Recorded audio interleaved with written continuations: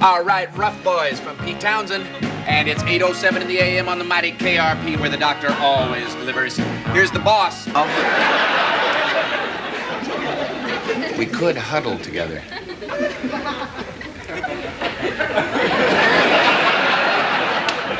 Or you could do what I've been doing to take the chill off. At 8 o'clock in the morning? I don't think so. You know, of course, that liquor is not allowed at the station. Yeah. And I think it's against FCC regulations. Yeah, so it's freezing to death. Really, it kind of warms you up some. You sure you don't want? Well, maybe just a little sip. Not very much, though. No. These are unusual circumstances. Yes. You know, Jennifer, I've been wondering,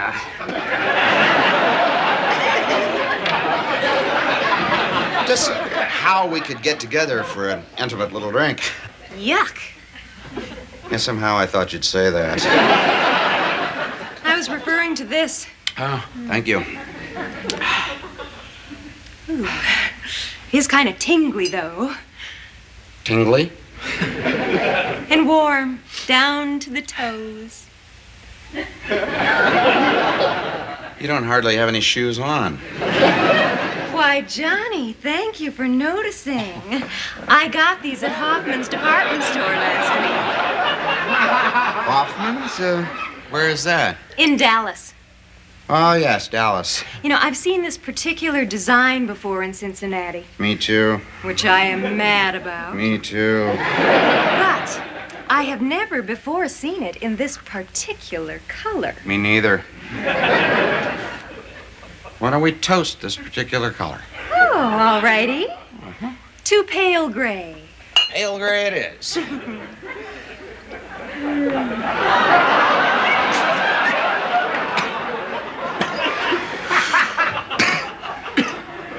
Don't you just love pale gray? Yeah. Jennifer, not to change the subject, but were you expecting Mr. Carlson's mother to come by the station today? No, I don't think so. Did she ever just drop by unannounced? Never.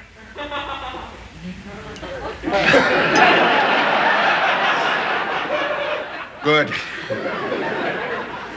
Well, I guess I should give you your shoe back. No, you keep it as a souvenir.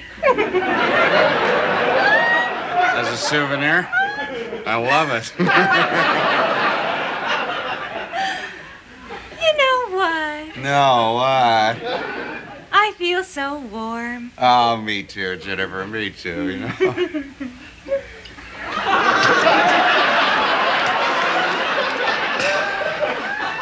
As a matter of fact, I'm starting to sweat. I usually don't drink. Neither do I, at least not at 8 in the morning. I suppose you're here for a very important reason. Yes, I am. Well, why don't you just make yourself comfortable and I'll walk this way. Arthur tells me he's at his desk every morning at 7. What a laugh. He's here every day at 6. He comes in at 6? Usually 6, but today he's just a little late. Ooh. You know, I think I might just have a touch of this brandy. I've never been so cold in my life. Ooh. Oh, please do. Thank you. Good Lord. Where does Fever get this stuff? I think at a hardware store. I really gave him a good scare, didn't I? Johnny? Well, maybe just a little. Nice to know I haven't lost my touch. Oh, no, Mrs. Carlson, you could never do that. I don't scare you, though, do I? What a lovely coat. Thank you. Just a little something I threw on. Same here. Jennifer, just how much is my son really paying you? All things considered, not nearly enough. Tell me, you know everything that goes on around here, don't you? Mm-hmm. Who's hardworking? Yes. Who's ambitious? Yes. Who's fooling around with whom? That too. Well, who is fooling around with whom? No one. No one. Oh, how times have changed. You know, when my husband Hank was running this station, it was like a soap opera up here. Has my son told you very much about my late husband? What was he like? Let's order 2 more brandies. Ooh, all righty.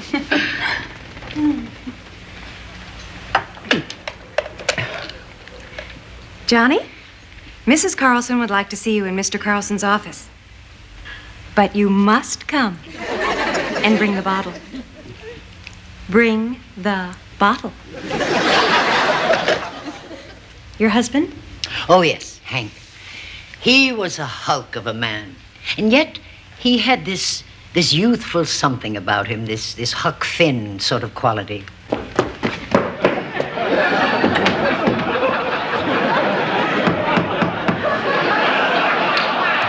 Come in. Hi, how's it going? Fine. Boy, this is too good to be true. I mean, 2 magnificent ladies. I was just sitting here, sipping brandy, discussing God knows what. I tell you, it's really a high-voltage turn-on for me. Basically, I think everybody I know would probably give their eye teeth to be here. For that reason, I'll be very quiet, and I'll just sit down over here. This is a private conversation, Fever. Really? Put the bottle back on the table. Well, I guess, since you're drinking, it's, all right if I drink. I don't work here. Ah, that's a good point. Good point. And what a shame that you don't, ma'am. Many is the time I've said that. Believe me, I wish you were around more often. And I mean that sincerely, I do. Truly, ma'am. Miss, Mr.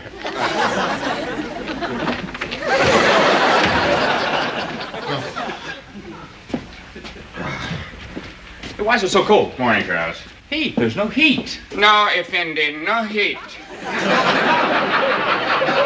Because Mr. Carlson's mother is here. She walks in, everything freezes. She is the Ice Queen. And she has powers beyond any mortal woman. Are you drinking? At this hour of the morning, are you insane? But if I had been drinking, and the Ice Queen saw me, would I be fired? Yeah, I guess you would, yeah. Then we must prepare my defense. Let's go into the booth. I've got a small bonfire going. It's warm. I should talk to Mrs. No. You must hear the true facts from these lips first, please, Effendi. Where's Jennifer? Oh, Travis, it's all so terrible. This is all that's left of her.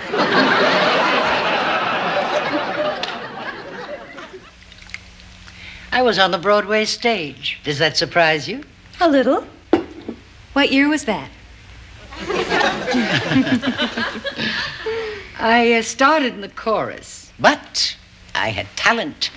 And before long, the parts got better. That's how I met Hank.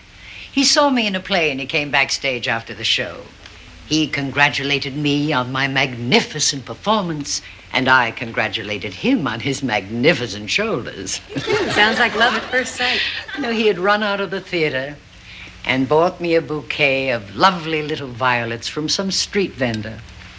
The man was so corny and so completely Midwestern. We were married in 6 months. And he fished. Oh, God, did he. Hank loved having a good time. Too much so, I think. Sometimes he neglected the business. So, little by little, I got involved, and I was good at it. Well, after a while, I was running the whole thing. I just took over. That hurt, Hank. Oh, but I was too busy to notice. He felt unnecessary. And in the end, I guess that's what really... So, I guess I better get back to my little desk. You know, people worry when I'm not there. Better leave that here. Wouldn't look good to have it sitting in the lobby.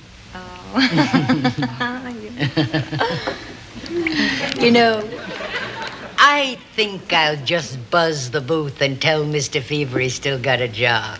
Oh, that's nice. But do you think you ought to do it right away?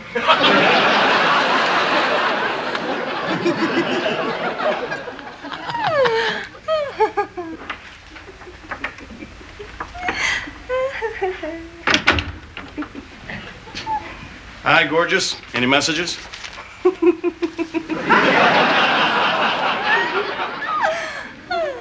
Okay, fine. Herbie! Take off your coat and let me see if your belt matches your shoes.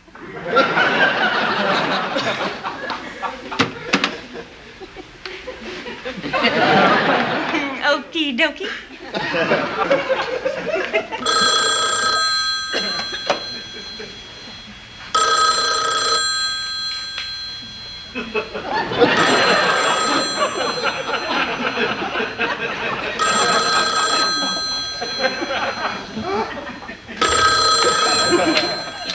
Hi-ho, WKRP. No, I'm sorry, Les Nessman is not in, and we don't know when he will be in. He's a very strange man. Oh, this is Les. Hi, Les, this is Jennifer.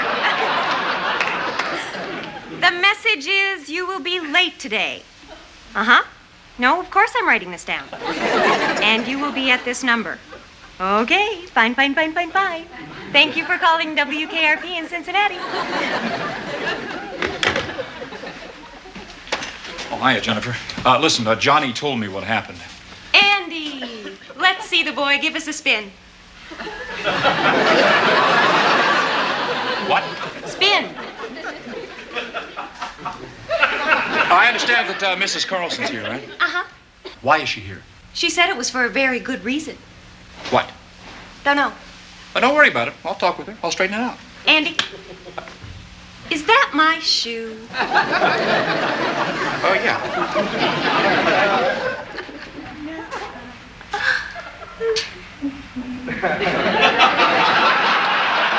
Honestly, you're a reprobate and a bum. We'll talk more later. Come in. Morning, Miss Carlson. Mr. Travis, come in. I'm sorry it's so cold in the office this morning. Close the door. Thank you, I will. And I want to apologize for Johnny Fever. Oh, sit down. Thank you. I believe it will. And none over there. Over here.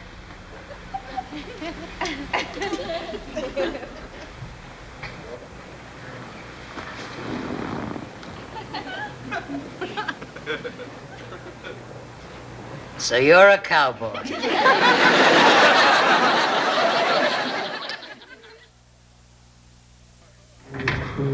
Hi. Hey. Well, Well, what? you called me. You woke me up. All right. You told me to rush down here. You were in big trouble. Yeah, I am. I'm telling you. Carlson's mother keeps calling me, vague threats, that kind of stuff. What? She caught me drinking, man. Here, on the air. Oh, man. Yeah. Travis can't straighten this one out. I mean, I am screwed. I am wasted and wiped out forever. Not just here, wherever I go. Well, what is it I can do for you? Why don't you just go home and get some sleep? You look wrecked. Yes, as a matter of fact, I do speak for the whole station. Now I want heat, and I want it now. It just so happens that because of the cold, our general sales manager, Herbert R. Tarlick Jr., has lost all feeling in his lower extremities. So,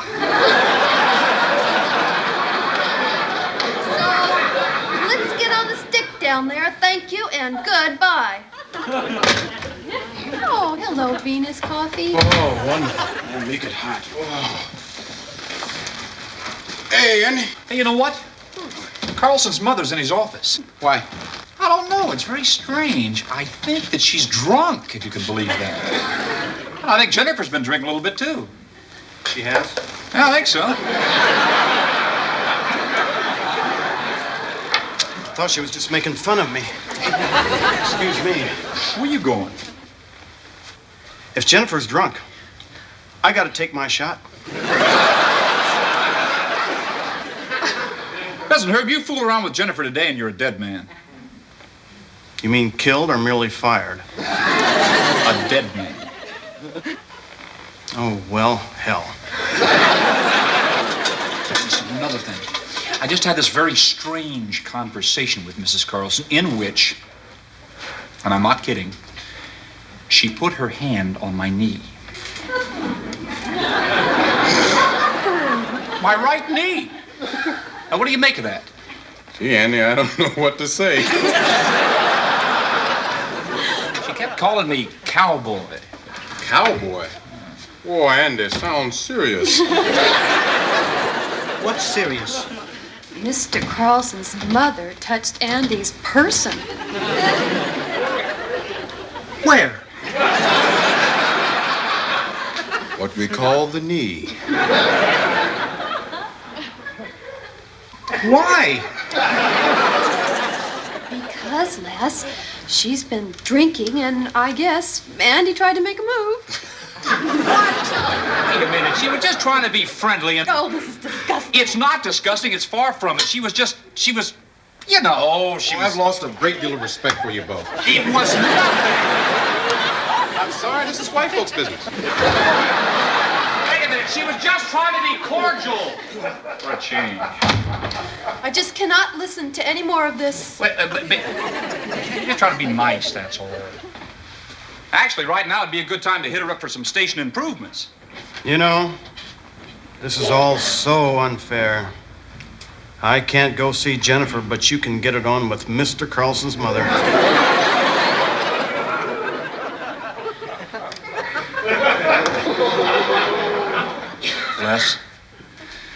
Les, you hold me back before I kill him.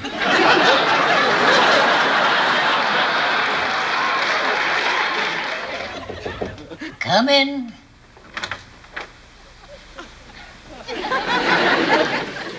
Mr. Nessman, what's new? Mrs. Carlson, do you know that I have no walls?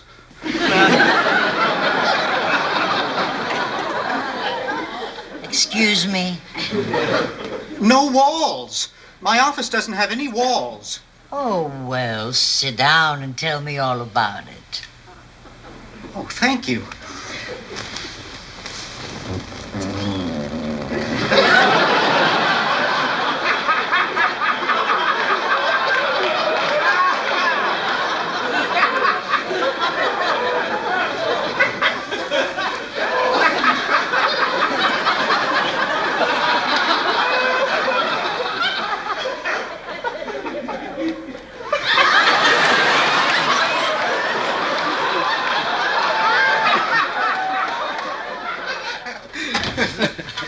Hi, Herb. Mother Carlson, how nice to see you. What a lovely surprise. Down, boy. Yes, ma'am. See, Mrs. Carlson, no walls. I put the tape where walls should be. Really? Yes. To me, these are walls. Why, Les, that's positively insane. I adore it. I don't understand. Well, a person who thinks he has walls is infinitely more interesting than one who does.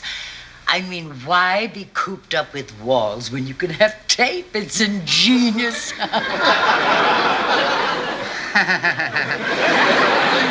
No, you don't understand. I understand perfectly. And I want some music. I'll do it. Let me do it. Music.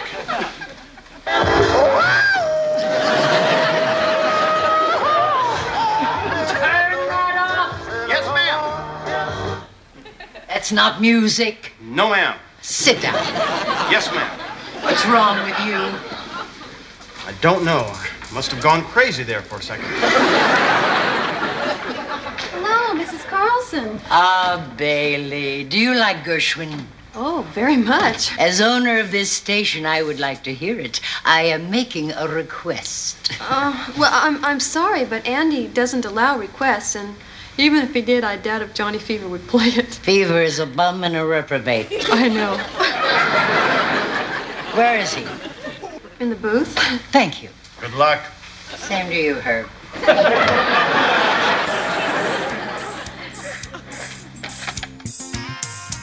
Look, I'm not drinking. Gershwin. Gershwin, do you know of him? Yeah. Play him. On the air? Weren't you drinking this morning? Want me to forget about it? Do you know how business deals are struck in this country? Will you play Gershwin for me? Have you enjoyed working in this hemisphere?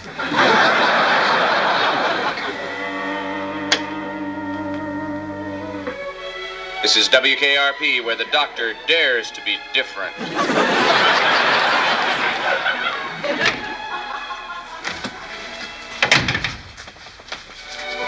What are you doing? Saving my butt the American way.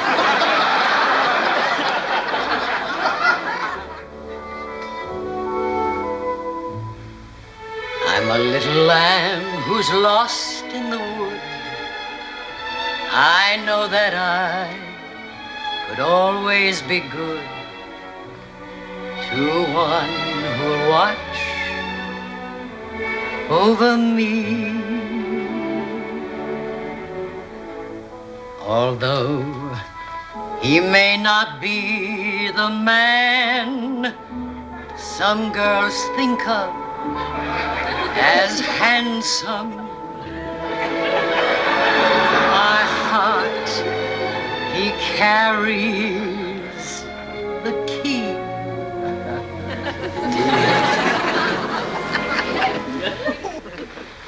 Won't you tell him, please, to put on some speed? Follow my lead. Oh, how I need someone to watch.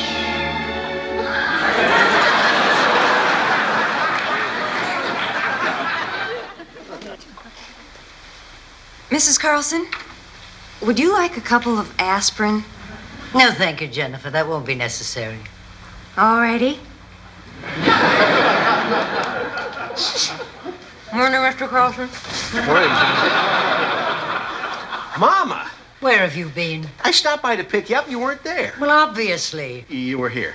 Yes, I was here, making a complete fool out of myself. You? I haven't acted this way in years. Well, I wouldn't worry about it, Mama. You see, up here everybody makes a fool out of himself. It's okay. You know, I've driven to every florist in this town. Can't find violets. Does it have to be violets? Well, this year we just won't take any. You don't like doing this, do you? I don't like cemeteries, no. But it's important to me. You don't forget a man like your father. Yes, ma'am. I understand you're usually in by 6. 6 what?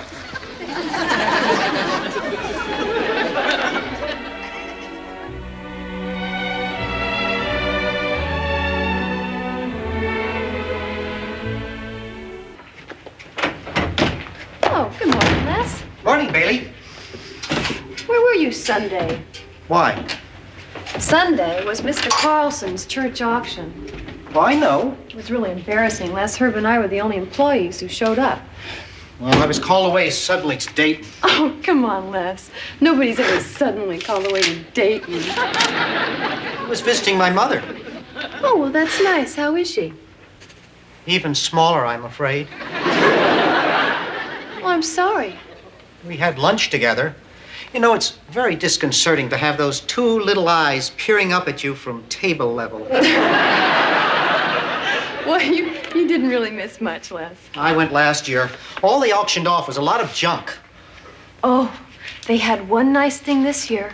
It was this really amazing painting of a sunlit summer lawn filled with geraniums and wicker furniture, and in the background, 2 women strolling in the gentle summer breeze. Oh, I loved it. Did you buy it? Oh, no. The painting was the last thing auctioned off, and I couldn't afford it, so I chickened out.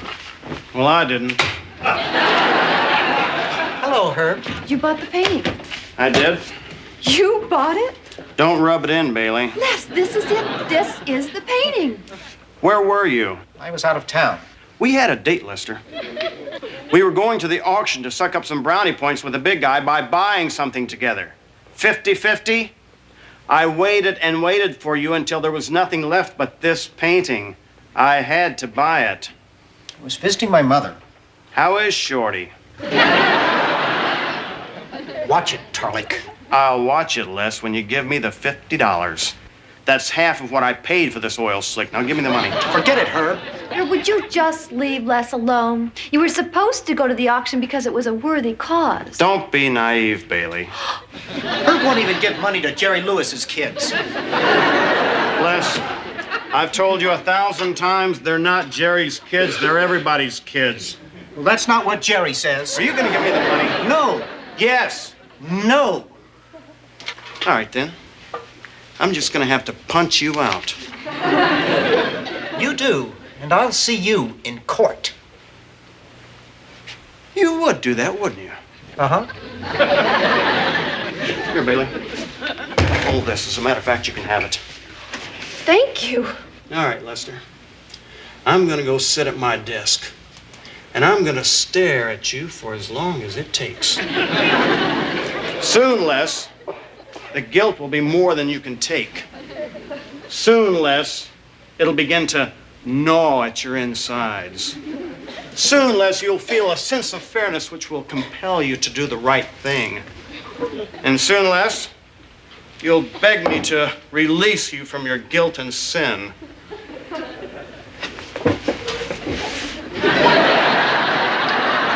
I dearly love the sound of a bagpipe.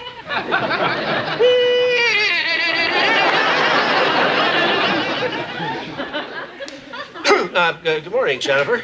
How was your weekend? Okay. It's just so unfortunate I had to be in Spain on Sunday and miss the auction. Thank you for those appliances you donated. Well, there are just so many washer-dryer sets a girl can own. I bought these little fellas at the auction. You know, this kind of craftsmanship is almost a lost art, Jennifer. So rare to find nowadays. And it's not immature for a grown man to have toy soldiers. This is a real hobby. Nothing to be ashamed of. Oh, yes. Yeah. May I see them? Oh, absolutely. No, I caught little Arthur trying to shoot their heads off this morning. Oh, dear. Yeah, with an automatic pump gun I haven't seen before. Sometimes that boy frightens me, Jennifer. I'm sure he's just going through a stage, much like Germany did. Sometimes I fear he's connected to some darker force that could shake the world. Well, maybe not. Hey, big guy, 2 questions. 1, why is Jerry Lewis so popular in France? Ha! Just kidding. And 2, how much did the auction take in? We took in over $10,000. Ooh, right on to the church. I love it. I bought a very expensive painting. You? You bought a painting? That's right, Jenny Pooh. And do I see a bullfighter emblazoned across a field of black velvet? Unfortunately, no. It's just one of those oil things. But what the heck? It's for a good cause. I didn't know you were interested in art, Herb. There are a lot of things you don't know about me, baby. I know. And thank you. Herb, is there something I can do for you? Because I'm about to become very busy here. I'd just like to say how much I enjoyed the auction. And I'm sure the staff who didn't show up had perfectly good excuses. Except Les, of course, who did a no-show, or as Les just said to me this morning, hey, that's Baldy's auction. I've got better things to do with my Sundays. Well, I certainly appreciate your support, Herb. Oh, hey, you know, I'm just glad I was able to open up my heart, my pocketbook to buy a painting, which, in all honesty, I don't like that much, for a church I'm not really a member of, to help find a cure for a disease that, quite frankly, doesn't affect that many people. Well, thank you, and I mean it. Thank you. No, thank you. Herb, exactly what is it that you want? Would you be interested in buying that painting back? No. Perfect. Perfect. I understand. So what if I don't have the money to take the family to Milwaukee? Oh, well, for months now, you know, Lucille has been planning a family trip to Milwaukee to tour the different breweries there. Her brother mother is an assistant brewmaster. Did I ever mention that? No, probably not. Well, to make a long story short. Herb, look, will you get out of my office if I buy your painting? Yes, sir. Well, exactly how much you want for it? Well, whatever you feel in your heart is right. Oh, how about $10? Oh, gosh. I'll probably need a little more than that. You see, I paid $150 for that painting. Were you there when that painting was auctioned off? Yes, I believe you were. And come to think of it, I got that painting for $100. What am I thinking about? I'll give you $50 if you get out of my office right now, $20 if you're still here 20 seconds from now, and $10 if we're face to face a minute from now. I'll be right back before you can say, thanks, Herb Tarlick, for helping my church. What do you mean it's your painting? Well, you gave it to me. It's mine.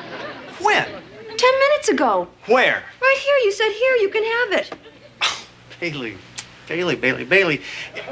You can have it as just a figure of speech. People say it all the time. It doesn't mean anything. It's like, thanks a million or so's your mother. It's my painting, Herb. Thanks a million. I really don't believe you. I just don't believe you, Bailey. You come in here every morning in your freshly pressed outfits and your freshly scrubbed face, and you sit here all day, hardly speaking above a whisper, and then, when a man is vulnerable, shaken, upset, you just reach out and rip from him what is rightfully and fairly his. Bailey, I'm just so disappointed. Herb, so is your mother.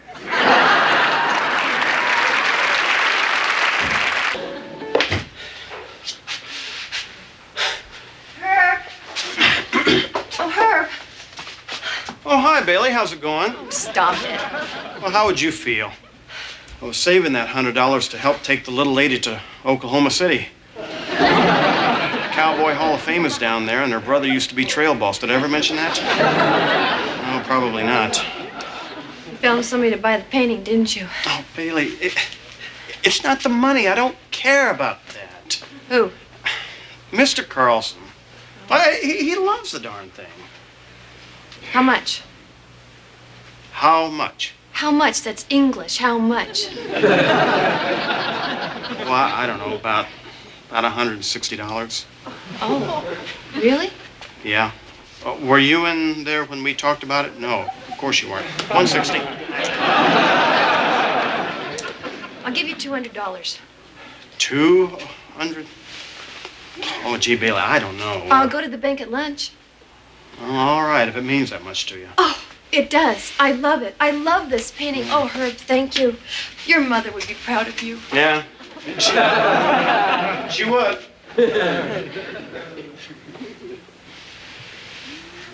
God, I have no values.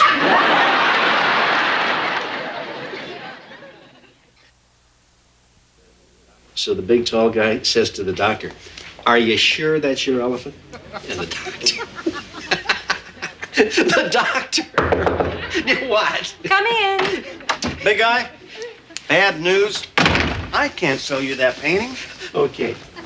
So now the doctor takes a look over at the kangaroo who's seated further down the bar. No, I've heard this one. And he says, if that's your elephant, you buy him a drink. Funny, big guy. So, Herbie, did you sell the painting to someone else? Yeah. Should have kept it. Why?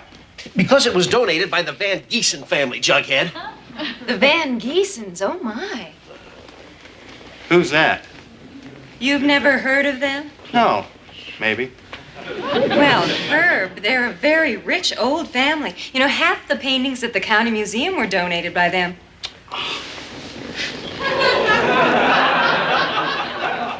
I knew that.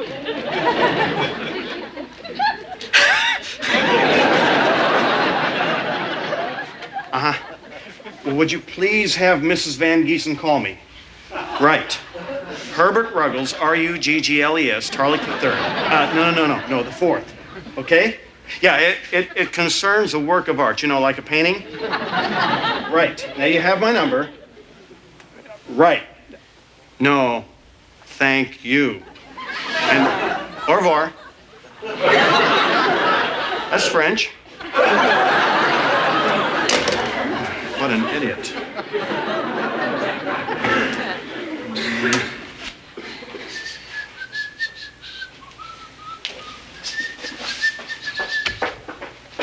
Herb, We gotta talk, Bailey. here's my money. Don't want it. Where's my painting? Well, I had to take it back. Oh, no, you don't. We made a deal. Bailey, evidently you don't know what the word deal means. You see, a deal is when papers are signed, receipts are given, legal obligations take place. I think I'll call the police. What? That's right. You would too, wouldn't you? You're darn right. I don't care. Hello? All right. Painting's yours. I'll just buy it back for $300. No. I like the painting. You don't. I want it. I want to admire it. I like it. It makes me feel good. 400. No, you don't understand. Not everything in this world is for sale. Not everything is commerce. $500. All right. Deal. 500's too much. 500 is the price, and art appreciates. All right. 500. I'll write you a check. And I want your receipt from the auction. It's tax deductible. I'll write you another receipt. You know, Bailey, deep down inside, you're just another shrewd businessman like myself. Oh, no, I am not. But I know you. You think everything's business and that everything's a deal. No, I don't. Yes, you do. You got poor Les to give you $50, didn't you? Yes, I did, thank you. I just stared at him through the DJ window till sweat rolled down the back of his neck. And $50 just popped right out of his back pocket. And at home, you're a real sweet guy with the kids. I am? Okay. Your 200 and my check for 3. Okay. Lester, baby! Herb, I already gave you $50. Now leave me alone. I know, and you were right all along, and I was wrong. Here's your 50 back. I won't take it. Come on, take it. No. Yes. No, Why not? because it's not fair. Les, fair is just a word people use. All right, average. You shouldn't take the 50, Les. The painting's worth 500 now. Herb owes you half of that. What's a stroke feel like?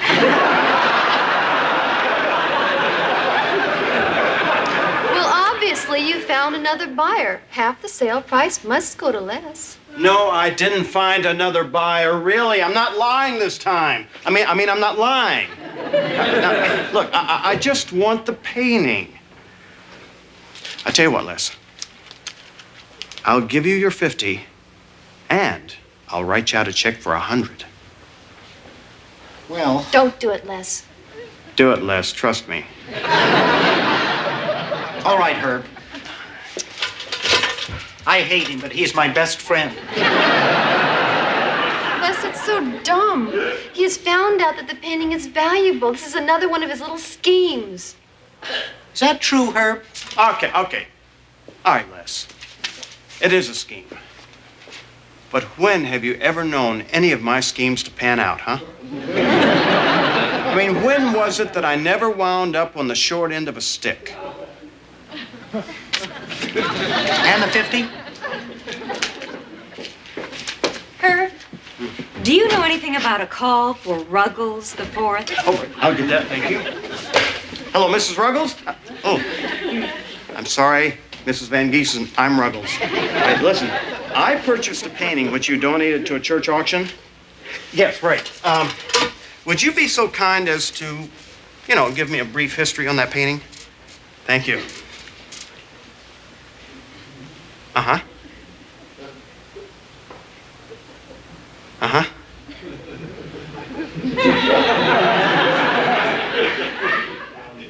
Thank you. Au revoir.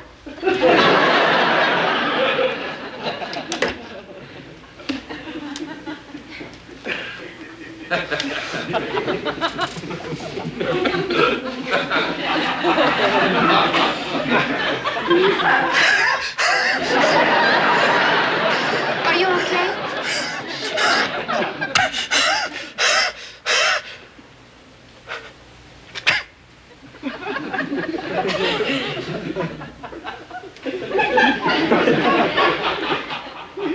Her son did it.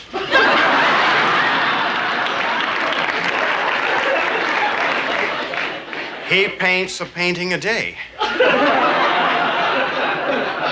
Because he's in prison for selling Quaaludes. Looks like the roosters have come home to roost. That's one way of putting it. I'm out. Let's see.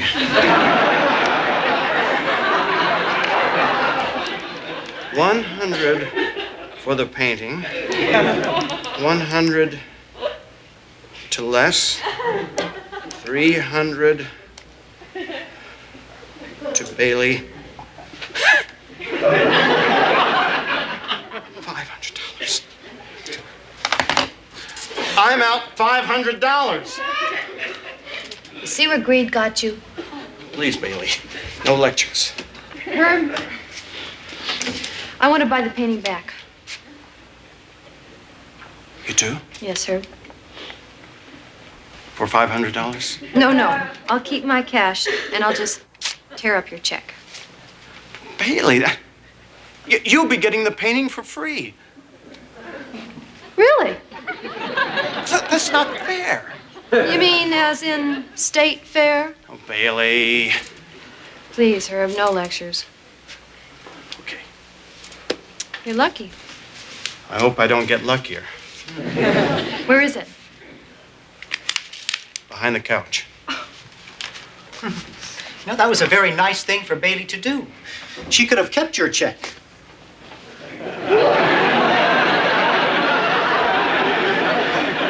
Yes, it was a very nice thing for Bailey to do. Speaking of nice, I believe you have $150 of my money on your desk. Oh, yes. Herb, I think you ought to learn a lesson from all this. So I'm going to give this to Jerry's kids.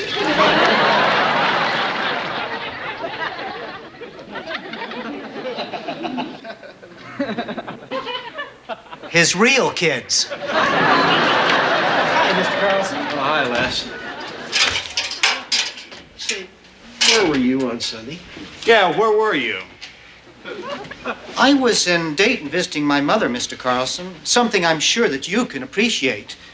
But I wanted you to know that my thoughts were with you in your very fine auction. Well, it's very kind of you, Les. And I would like to endorse this check in the amount of $100 as my small way of letting you know I care. Oh, thanks, Les.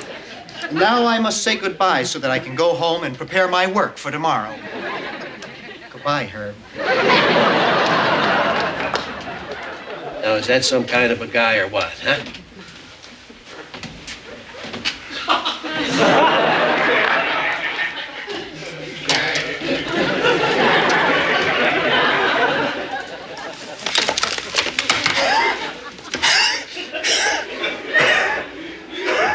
You should see somebody about that.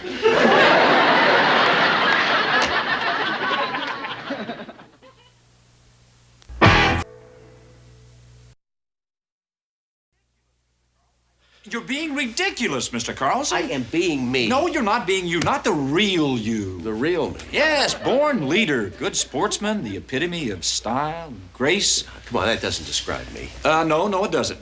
Let me explain why I said that. Now, you're trying to talk me into something I don't want to do. Now, that hurts, Mr. Carlson. That really hurts. I'm sorry, Andy. I'm under stress. Yes, and the way to alleviate that stress is to go out tonight and give that speech. You son of a gun, you are trying to talk me into Yes, I am, but I'm doing it for you. I'm frightened. Well, we're all a little frightened, Mr. Carlson, just in general. Don't you realize the number one fear of all Americans is the fear of speaking in front of a large group of people? Yeah, I read that. The fear of death. It came in third. Now, listen to me. This is a very important evening for you. The broadcaster's dinner, it's not that big a group. No, but they can be mean. This is a boring speech. I know it is, Andy. It's dull. No, it is not dull. It's fascinating. Wait a minute. Andy. No. Come on. Jennifer, could you come in here, please, second, and just help me out?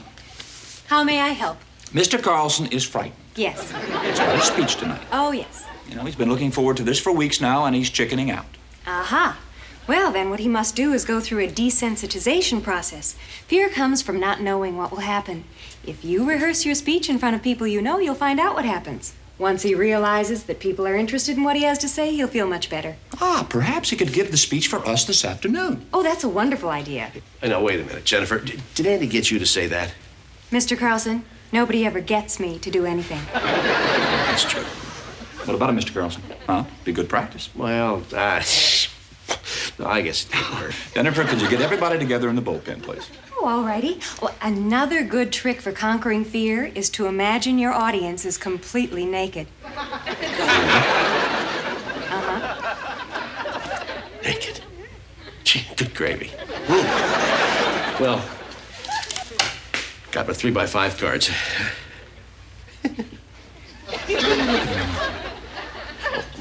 No reason. Now, wait a minute. Will you just... No, I promise. Tonight, Mr. Carlson has the honor of delivering the keynote address at the annual Ohio Broadcasters Dinner. Oh, God. Since none of you people are nice enough to have been invited to that function, I've asked Mr. Carlson to preview that little talk for us, and he has graciously agreed. So, ladies and gentlemen, the incredible Art Carlson. Come on. Thank you. That's... Remember what I said. Huh? About what? Oh.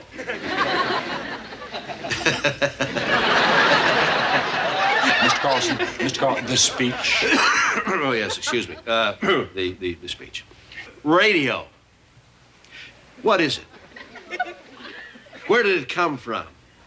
And where is it going? Who would have thought that back in 1920, when station KDKA in Pittsburgh was granted the first commercial license, the radio would have become what it has? If any of you here can remember back to those times, you're probably quite old, so I'll speak up if you want me to. Let's ask ourselves, what is radio's importance to us all? How important is it? Does it affect our lives? To answer that question, let me begin by asking you a question. Why is it the radio station is always the first thing that gets captured during a revolution in one of those little temperamental southern countries? Interesting, isn't it? Well, if you want to take over a country, you need to communicate with the people. You must, therefore, have the airwaves... Forgive me, darling. I'm sorry for these constant interruptions. They cannot be avoided. I have my duties. See, I said I did not wish to discuss it any further. Gracias, Buzzy. I'm sorry, my dear. Oh, Franco. There's been some rebel action today near Esteban, but it is of no great concern. I wouldn't want to take you away from your responsibilities. If anyone could, it would be you. But I'm a servant to my people. My people are my children, so I am their father.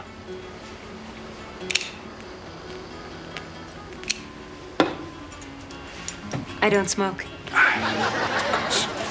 It's all so beautiful here. Perhaps we can dine tomorrow night on my yacht. The lights from your cerro are particularly beautiful at dusk. They take my mind away from more serious matters. Even as a boy, when I would go out alone on the small sloop my father had given me,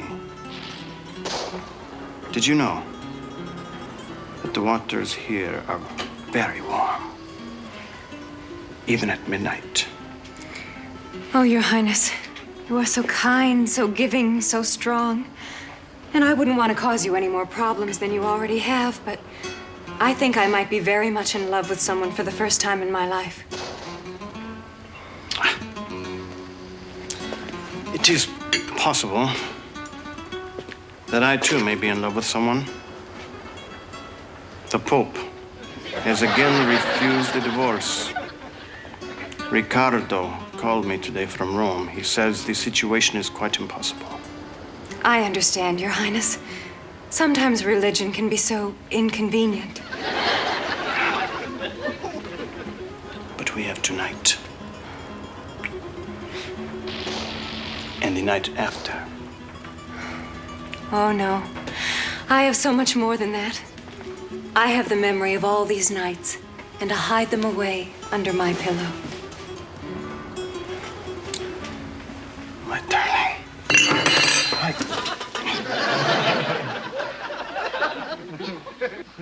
Sorry, BK. Sorry, big guy. It's just that your speech, it just made me want to jump up. Oh, thank you, Herb. It's just that, well, radio, to me, oh, gosh, I don't know. What can I say? Go on, Mr. Carlson. Well, to pick up where I was. Radio entered the 30s like a speeding locomotive. Suddenly there were big-time radio stars, and these big-time radio stars went to Hollywood, became big-time movie stars. Perhaps it might be interesting at this time to explain just how No, radio... please. I'm sorry, but I just couldn't possibly even entertain the thought. I'm sorry. Please understand. I was out very late last night, and now I'm indisposed. That's right. I'm not receiving anyone. If they bring a gift, of course, accept it, but then be a dear and shoo them away. That's right. I must go. I knew you'd come. Jennifer, my darling, I didn't want to disturb you, to burden you with my petty needs, but try as I might, there's no way I could stay away from you. Sit down, Carrie. There's no one I'd rather lounge around the house with than you. I was wondering if you could pour something sticky all over me. Yeah, as Leo Tolstoy has said so well, so many times. Art should educate as well as entertain, and so should radio. Tolstoy said that about radio? No, Tolstoy said that about art. I added the part about radio. That's interesting, because your name is Art.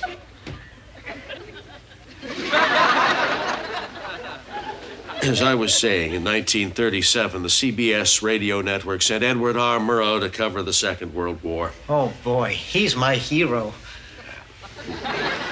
And by doing so, changed the face of radio forever. Who can forget the men, the machines, the invasions, the blitz, the rationing, the general unpleasantries?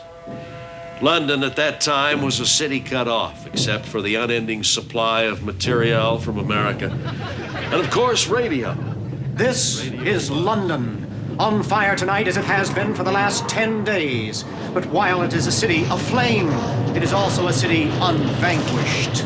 Hitler has certainly made a terrible mistake, for here there is renewed determination. Even as we witness the unimaginable destruction and inhumanity below, we witness also the iron will resolve of a people. That resolve is one flame that cannot be extinguished. This is Lester Nessman, high atop Westminster Abbey, saying goodnight to all America from this valiant isle. Les, please, you must get off of this building. It's too dangerous. No, the bombs have stopped their pitter-patter thump for tonight. It's cold.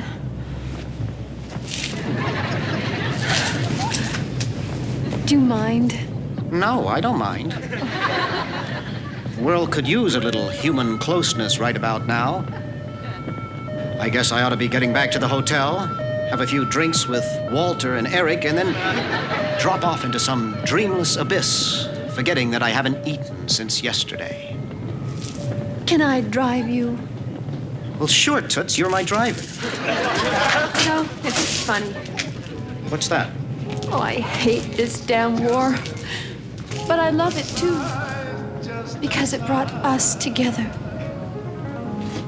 Yes, I guess that is funny, in a way. Les, when this whole thing is over, where will you and I be? Who knows? And who's to say it'll ever really be over? It's the Axis powers now. But after that, the Russian bear is a hungry one. Don't forget I said that. But what about us? Us? You crazy kid. Don't you realize in this gone mad cockamamie world, the lives of two people like us don't amount to a hill of beans? Even if I am the voice all the USA rushes home to hear every night. I guess if America does go to war in Europe, it'll be because of what they've heard me say. And me? You're my driver. Yes. Don't forget, Toots. At least we'll always have Paris. I've never been to Paris. I know. What I mean is, Paris will always be there. I see.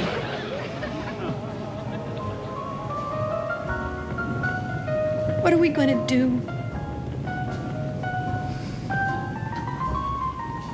Why don't I meet you at the car? Okay.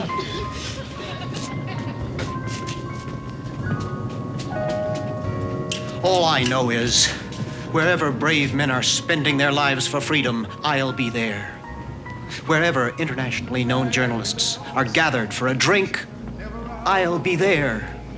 Wherever bombs are exploding, I'll be there. Wherever. Ah, but that was yesterday. And this is today. Who and what do we influence today, and how?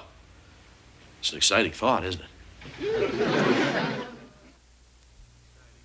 One of my most exciting personal memories of recent times is when President Ford visited our Queen City. I remember we sent a remote out to the airport. I just don't think this reception is going to go well tomorrow. Here's your tea, darling. I swear, I think the last tenants took half the silver with them. We got 500 guests invited. Well, don't worry about it. Don't worry about it? Oh, great.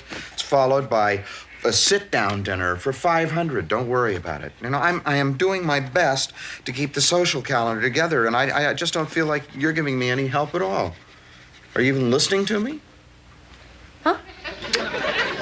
I'm sorry. I've got a lot of things on my mind. I know you do, darling.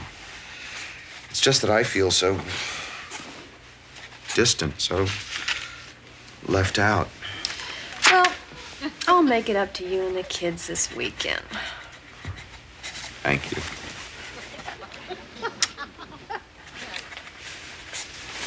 Do you think it'd be okay if I brought some friends by the Rose Garden on Friday?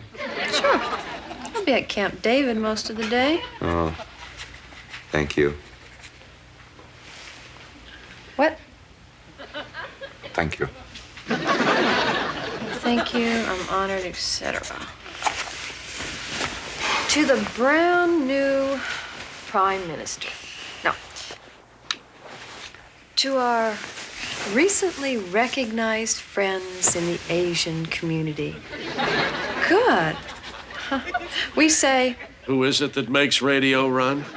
Well, it's the dedicated men and women like yourselves who run the stations. And don't think running a station is easy. Far from it. Bringing a station together under a single banner of leadership is no easy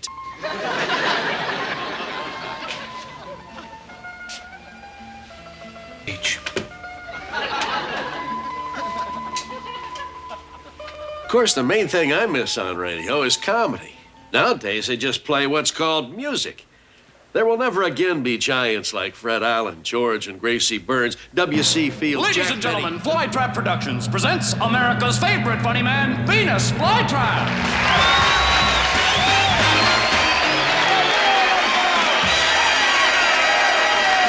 Thank you very much. Hey, what a house. Huh? Look at this guy. Woo! Thank you. Love you. Love you, Rita. Look at all these people here just to see me. Hey, am I touched? I want you to know that I really care about you being here. I really do. I love you. Hey, Frankie, Sammy, Wayne, thank you for the bell, baby. Hey, what about this town, huh? I was in a casino last night. Was that place crazy or what? Now, what about that Iran stuff? Is that a country or a joke? Thank you very much. And what about those airports? Are they something? Hey, how many of you folks out there are married? Come on. Do I have to say any more? Thank you, Richard. That's funny. What was that? You stink. That's my cologne, OD motorcycle. Where did they get this guy? Thanks for caring, sir. They got me from heaven. Hey, what about that darn solar system, huh? Get off the earth. Isn't it sad when cousins marry? Huh? Joke. And it's still sad when cousins marry. I guess you're proof of that. So did I tell you how to do your job? Probably because you don't know anything about that either.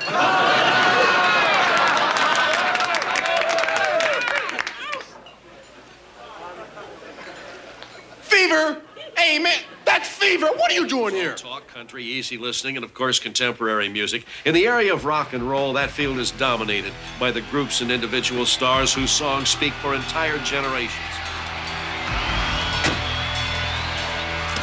Where you been? You're 6 hours late. I had some personal business to take care of. That's all right, sweetie Jimmy. We love you. We love you. Listen to him, sweetie. We love you. I want you. Get downstairs.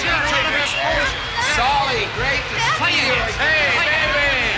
The stuff is here. Oh, crazy. Who is that guy? This is my Jamaican doctor. I love you. I love you too. You'll be Hey, here, senora. play it. Play it. I want you there. Play it. He's here. The star of our show, the incredible Art Carlson.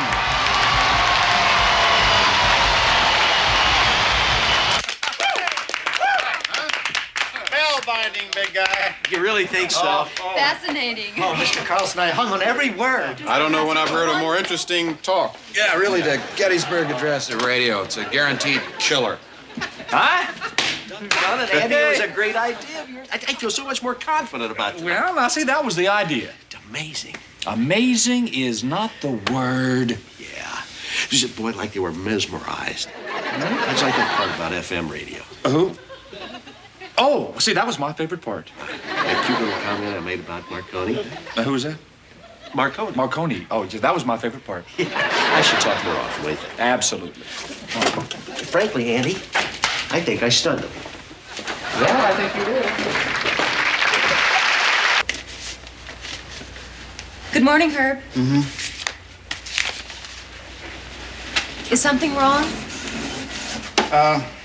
Yeah, something's wrong. Could I help? You know, without really getting involved. No, I don't think so. Okay.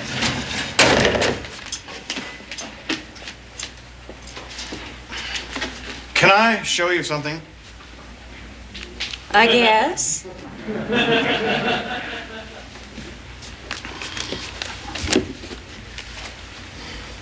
Why do you have that? I think it's dying. It's pink. I know. It's a pink frog. It's Greenpeace. It's my daughter Bunny's pet frog. I was spray painting the interior of the kitchen cabinets last night. And I accidentally sprayed him.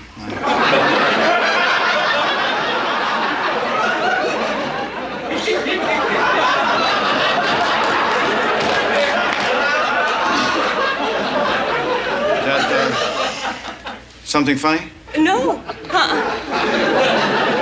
Anyway, that's one hell of a frog there. I know it is.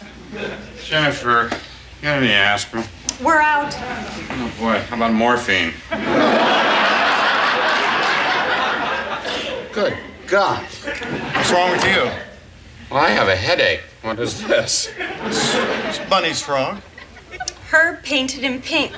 New hobby? It was an accident. I mean, I didn't mean to. I was spraying, and he just sort of jumped in my way. You know how frogs will do that sometimes, just sort of jump in your way.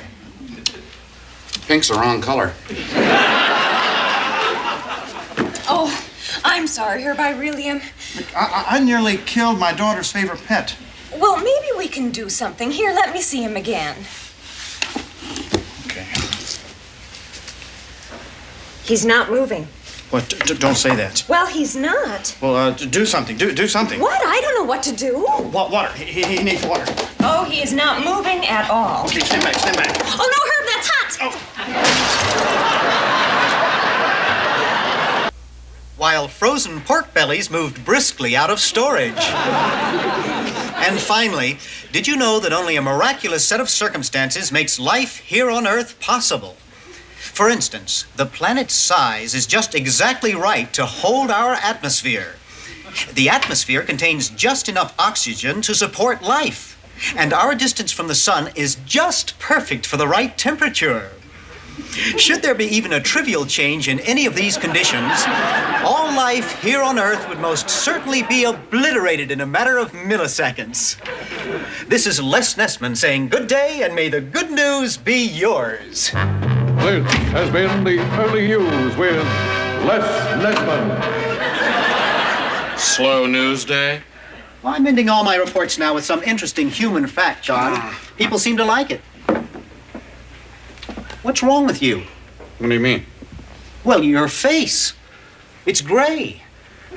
It's not your normal gray either. It's more ashen than usual. I got just a little headache. I think maybe I'm coming down with a cold, you know? Well, you should go home and rest, drink plenty of liquids, and... It's not serious, Les. What are the symptoms? Just the usual, okay? Hold it.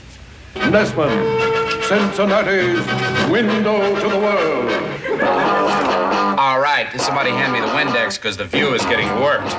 This is the doctor. These are the Kinks from way back in '64. You really got me going. You got me so I don't know. Are your legs sore? Yeah, now that you mention it. And headachy in the frontal lobe? Up here? Yeah, more and more.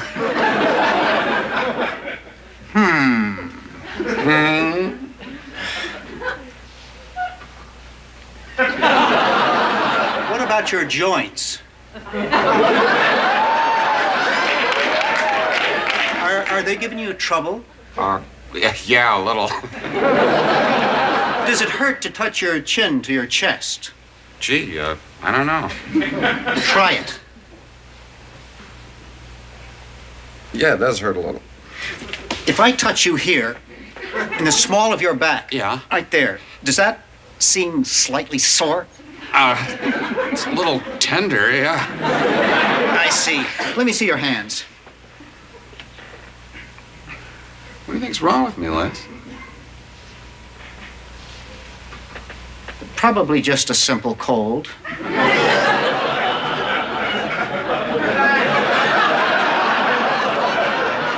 You should see a doctor, John.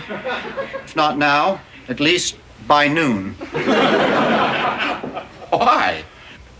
I'm a newsman, not a neurologist, John. Neurologist? Would you please excuse me?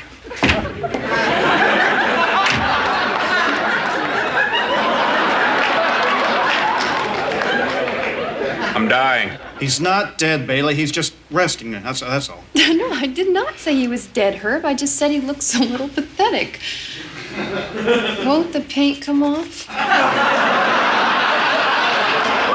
Morning. Good morning, Les. Herb has a sick frog. I beg your pardon?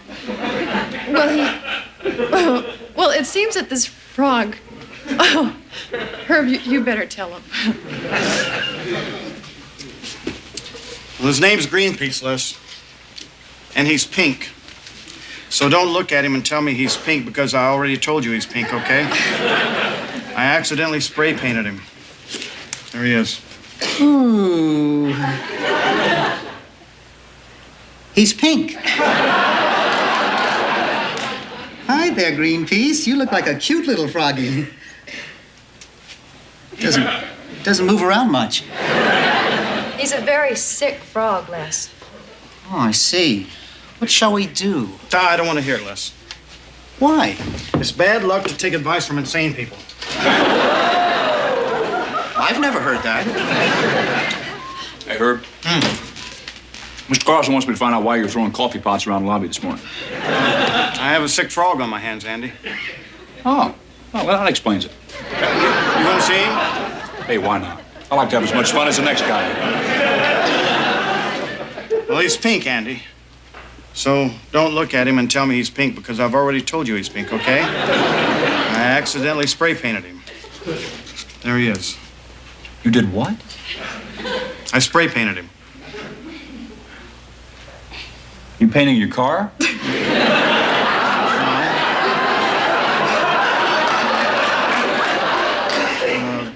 Cabinets. Oh, good. What's his name? Greenpeace. Looks like pink peas.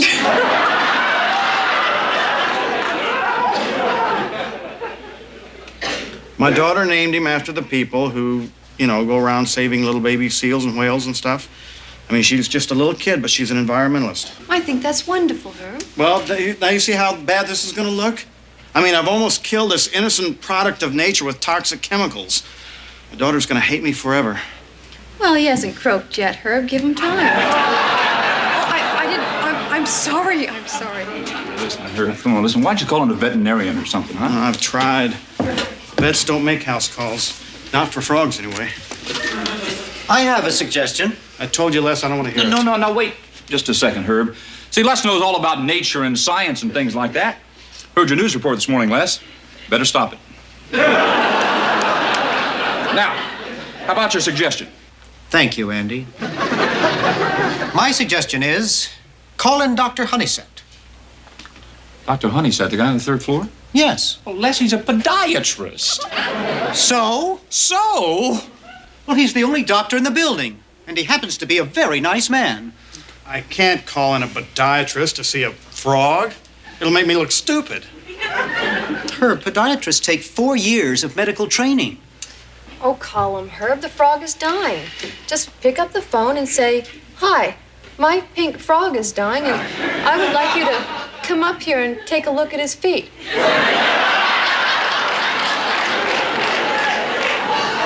I am sorry. I could not resist it.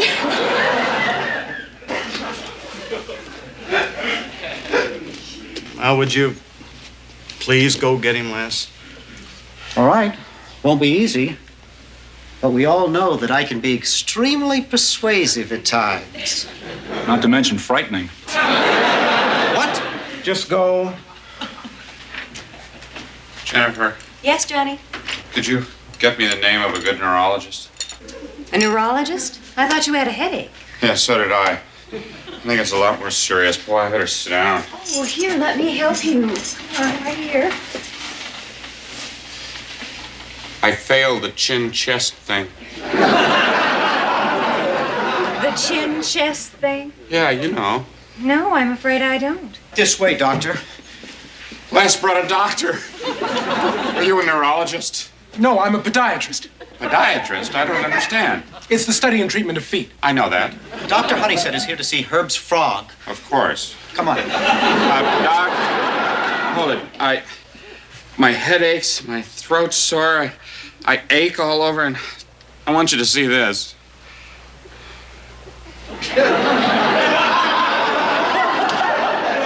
Sounds like the flu. Flu? Hey, I got the flu. Congratulations. Nice feet. I know. I'm sorry, guys. I don't know what to do. You must. You've got to. Look, Herb, in medical school, all we ever did to frogs was cut them up. We never tried to save one. Let's go talk to the receptionist. Oh. Look, Herb, I don't know how to say this to you, but I really think that somebody should. What? It's just a frog. And you call yourself a doctor? It's more than a frog, it's Greenpeace. People and their pets. Yeah, you're telling me that is the truth. This morning, I think I'm dying. All anybody around here can think about is this frog, the pink frog. I'm a human being, you know? It's like in the movies, though. You can waste the entire Confederate Army. Nobody cares. 395,000 guys deader than doornails. But you kill one collie, everybody collapses in grief. What's wrong with him? Schistosomiasis. Really? What? What did you say?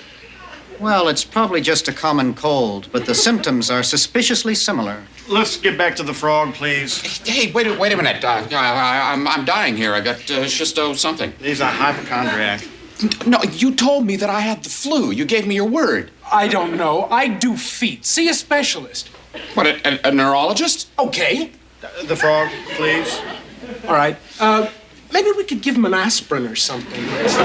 Wait a minute. I got schisto something. Get out. Please, John. I don't believe this. I suppose if my throat was throbbing and I was eating flies, I'd get a little attention. Now, Herb, what you gotta do is get the paint off of the frog. Now, I don't know how to do that. I just came up here as a favor to Les. You know, he was my first patient. That's true. Oh, swell. Oh, Venus. Hi, Herb. Listen. How do you get paint off a frog? Oh, I don't know. How do you get paint off? I'm asking you. Come here. I want to show you something. Excuse me. Now, look at this. Now, see, and here's a frog who's dying because I painted him. Do you understand that? Uh-huh. Venus, surely you must know some sort of black thing. You know what I'm saying? A black thing? Yes, you know, some sort of plantation voodoo thing that helps get paint off a frog. A what?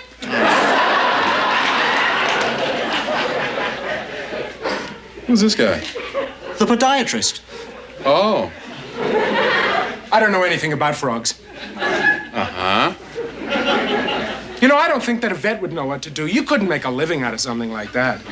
Where is a frog gonna go these days for proper health care? Look, Herb, I'm sorry. It's out of my hands. Keep him warm or wet or something and hope for the best. I'm sorry.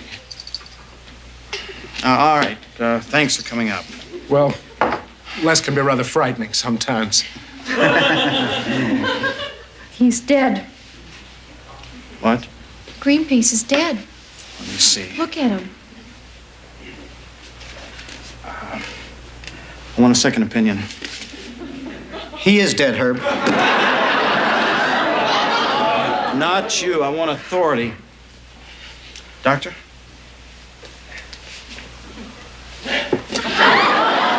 Yeah, Herb, he's gone. Gone? I'm sorry.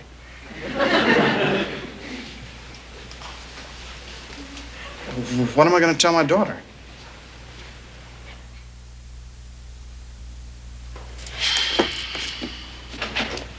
Herb. Yeah. Well, I guess some sort of arrangement should be made. If you don't want to bury Greenpeace, I'll do it for you. Bailey, you're very kind, but, I mean, he's just a frog. Maybe it would be nice if we were to slip him into the river. Kind of a burial at sea. Oh, cremation? Of course, we'd have to burn him. Hi, Herbie. Look, I gotta go on the air, but I just wanted to say I'm sorry. I mean, I didn't know Greenpeace, but I'm sure he was a fine frog. Hey, who's kidding who? He was a right-on frog. Well, I just wanted to say that, so try to hold up, be brave, and keep being you. Herb, Andy just told me that your frog died. I'm sorry, I like frogs. So do I, Herb. Thank you. Yeah, I mean, frogs are frogs. I mean, they like to jump, they like to swim. They don't do a lot for society, but on the other hand, they don't create a lot of problems. You know what I'm saying, Herb? Yes, sir. Yeah, unless you're a fly or an insect, it's kind of hard not to like a frog. Thank you. And Herb, you are going to pay for that coffee pot, aren't you? Herb? What? I'm sorry, but it's Bunny. Oh, I can't talk to her. I don't know what to say to her. Tell her I'm on a sales call, please. All right. Bunny? Your daddy can't come to the phone right now. Yes, he'll be home soon. Greenpeace? Oh, honey, I don't know. Okay, bye-bye. My sympathies, Herb. Oh, thank you. But he's just a frog. Yeah, but he was a great frog, Herb. I know, Andy, but what do you think I ought to tell my daughter? Well, I think you ought to tell her the truth. What else can you do? Andy's right, Herb. Tell her the truth. The frog is dead, and death is the logical, unavoidable conclusion to all things. You know, Herb, I guess we all think about death. I went to the beach this summer and I watched the waves. Now, a wave is a wave, but only for a second, and then it's over. But the water that makes the wave continues to exist. It's just not a wave anymore.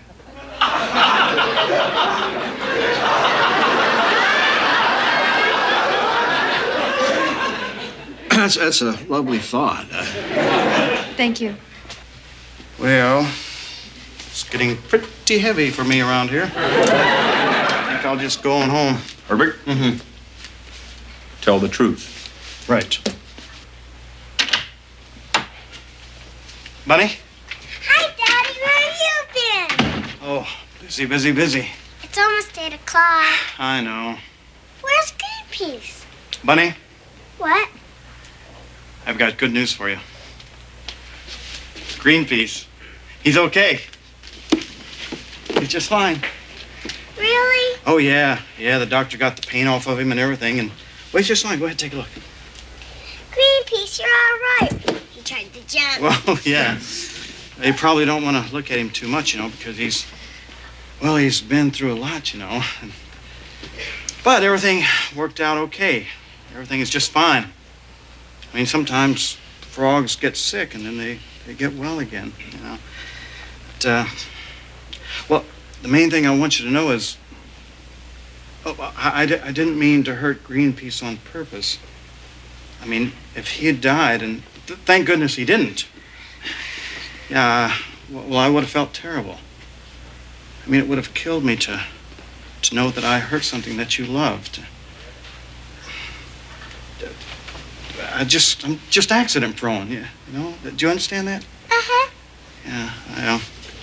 I mean, I do a lot of stupid things,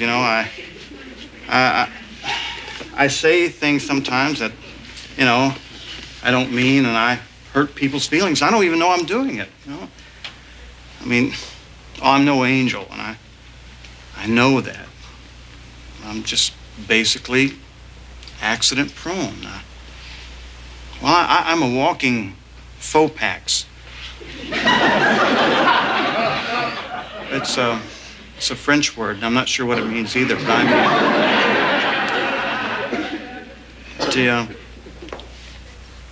I really need for you to know that,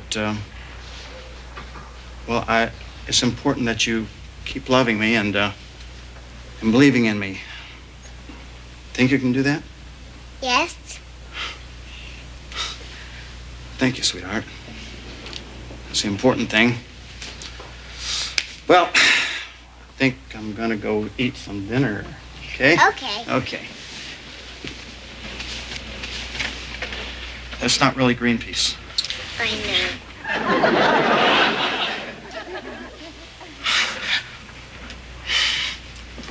Well, we'll bury Greenpeace, okay? I mean, we'll bury him in the backyard, and we can have him here with us, and we can just honor him all the time, okay?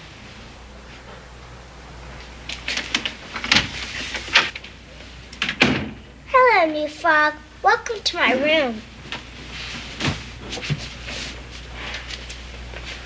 I think you're gonna like it here.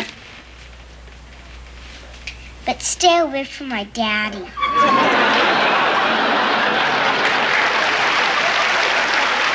WKRP in Cincinnati will be back after this. And did you know that within the next 24 hours, over 500,000 tons of soil will have been carried by the Mississippi River into the Gulf of Mexico? How long can something like that continue? Think about it. This is Les Nessman saying good day, and may the good news be yours. This has been the early news with Les Nessman. Morning, John. You're looking much more your usual gray today. Yeah. No thanks to you, Les. Boy, I tell you had me scared to death last night with that schistosomiasis stuff, you know? I left here, I went to a clinic, and I talked to a doctor. And you know what he said? He told me I got a cold. I'm coming down with a cold. It's not a big cold, just a little cold, you know? John, do you realize how many mistakes doctors make each year?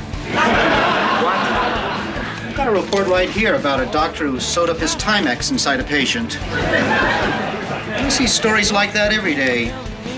Wildly incorrect diagnoses, wrong limbs being removed. That's just the tip of the iceberg. What are you trying to tell me, Nessman? Do you realize how little doctors know? Wise up, John. Come to think of it, when somebody goes, usually the last person he was with was a doctor.